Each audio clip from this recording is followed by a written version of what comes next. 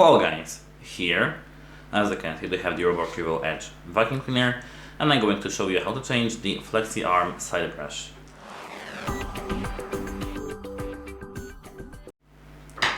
At first, turn off your vacuum by holding the power button and turn your vacuum cleaner upside down. Here as you can see we have our FlexiArm, and here we have this screw. We need to loosen this screw using the screwdriver.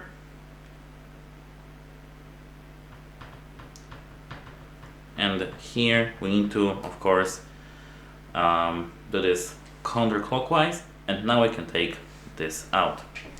It's here. Now we can replace this FlexiArm using new one, just some older one.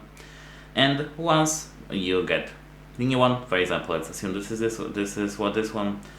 Just place it as it was originally, like this. Take your screwdriver. This is the normal Phillips one.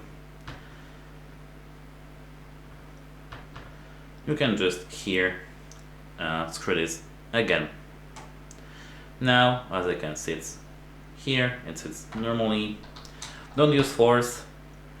To screw the screw, you need to turn it the clockwise, and to unscrew you need to counterclockwise. And that's it. Hope it helps you, and goodbye.